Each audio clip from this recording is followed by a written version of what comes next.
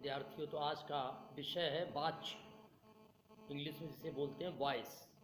तो क्रिया के जिस रूपांतरण से यह ज्ञात होता है कि वाक्य में प्रयुक्त क्रिया का प्रधान विषय कर्ता है, कर्म है अथवा भाव है, तो उसे वाच्य कहते हैं। वाच्य किसे कहते हैं?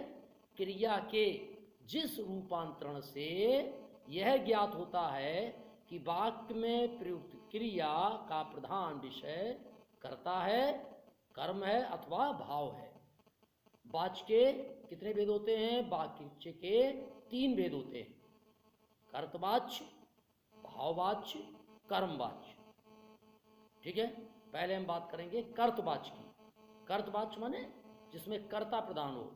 वाक्य में जब क्रिया का लिंग वचन उसके कर्ता के अनुसार तय किया जाता है तो उसे कर्तवाच्य कहते हैं। जैसे बच्चा खेलता है, घोड़ा भागता है, तो इसमें बच्चा, घोड़ा ये क्या है? कर्ता है।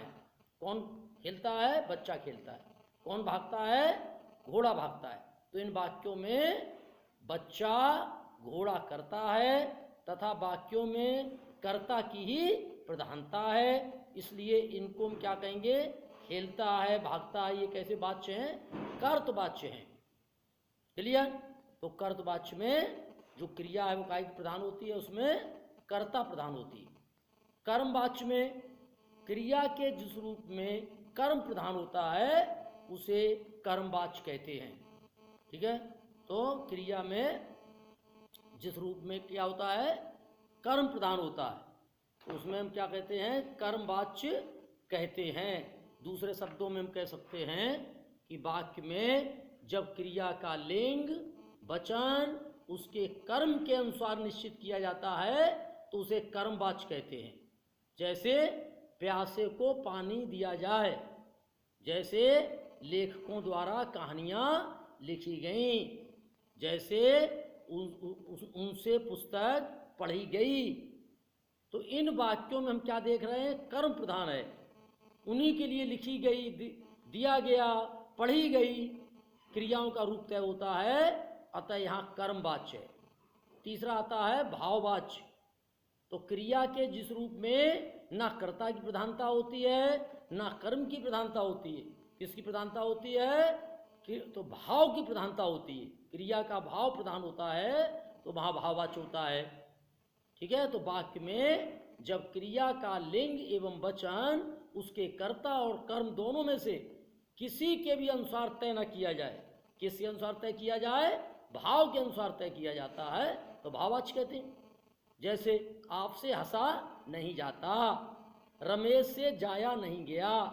तो इन वाक्यों में कर्ता या कर्म प्रधान न होकर क्या प्रधान है? भाव प्रधान है। क्लियर? अब आता है कि वाच्य को परिवर्तित कैसे करें। कर्तवाच्य का कोई वाक्य है, उसे हमें कायम बदलना है, कर्मवाच्य बदलना है। तो सबसे पहला नियम है कर्तवाच्य की क्रिया को सामान्य भूतकाल में बदल दें। सेकंड नियम है उस परिवर्तित क्रिया रूप के साथ काल, पुरुष, वचन, लिंग के अनुसार क्रिया का रूप जोड़ देना चाहिए। और तीसरा है कर्ता के पश्चात से द्वारा अथवा का प्रयोग करना चाहिए। उदाहरण के लिए कर्तवाच्य का वाक्य है श्यामा उपन्यास लिखती है, तो हम क्या कर देंगे? श्यामा से।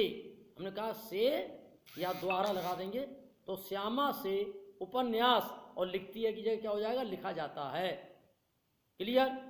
श्यामा ने उपन्यास लिखा, कर्मवाच्य में हो जाएगा श्यामा के द्वारा उपन्यास लिखा गया।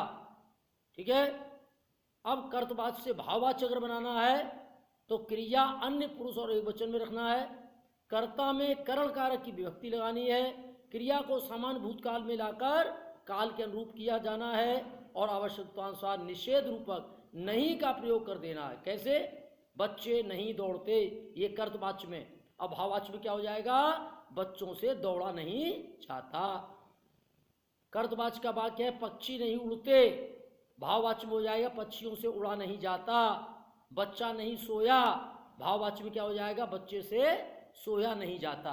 तो इस प्रकार से आज हमने वाच्य कितने प्रकार के होते हैं और किस तरह हम कर्तवाच्य को कर्मवाच्य बदलेंगे, किस तरह हम कर्तवाचक को भाववाचक में बदलेंगे, इसके बारे में जानकारी प्राप्त की।